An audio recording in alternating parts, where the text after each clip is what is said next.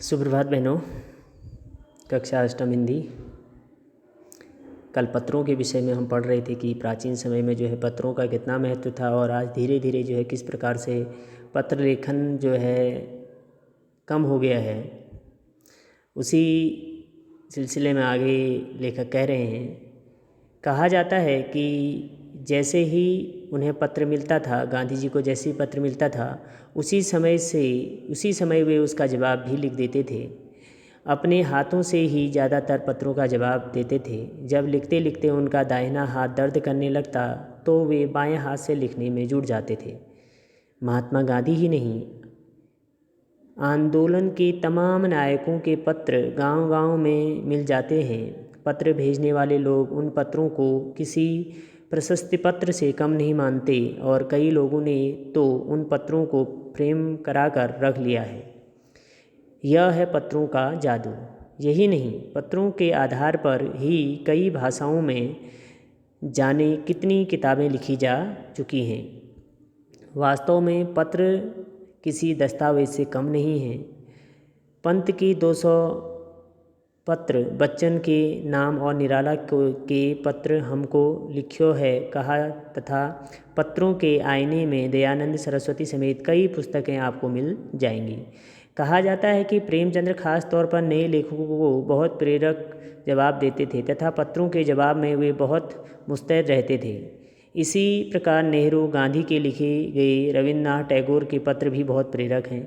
महात्मा गांधी और कवि के नाम से महात्मा गांधी और रविन्द्रनाथ टैगोर के बीच 1915 से 1941 के बीच की पत्राचार का संग्रह प्रकाशित हुआ है, जिसमें बहुत से नए तथ्यों और उनकी मनोदशा का लेखा जोखा मिलता है। पत्र व्यवहार की परंपरा भारत में बहुत पुरानी है, पर इसका असली विकास आज़ादी के बाद ही हुआ है। तमाम सरकारी विभागों की तुलना में सबसे ज़्यादा गुडविल डाक विभाग की ही है।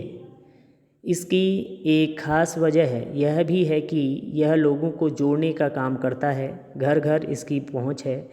संचार के तमाम उन्नत साधनों के बाद भी चिट्ठी पत्री की हैसियत बरकरार है। शहरी इलाकों में आलीशान हवेलियां हों या फिर झोपड़पट्टियों में रह रहे लोग, दुर्गम जंगलों से घिरे गांव हों या फिर बर्फबारी के बीच जी रहे पहाड़ों के लोग, समुद्र तट पर रह रहे मछुआरे हों या फिर रेगिस्तान की ढाणियों में रह रहे लोग, आज भी खतों का ही बेसब्री से इंतज़ार होता है।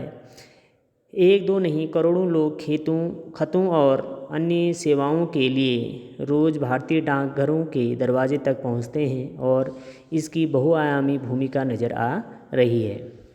दूर देहात में लाखों गरीब घरों में चूल्हे मनीआर्डर अर्थव्यवस्था से ही जलते हैं। गाँव या गरीब बस्तियों में चिट्ठी या मनीआर्डर लेकर पहुंचने वाला डाकिया देवदूत के रूप में देखा जाता है। ये जो पाठ था अरविंद कुमार सिंह द्वारा लिखा हुआ था।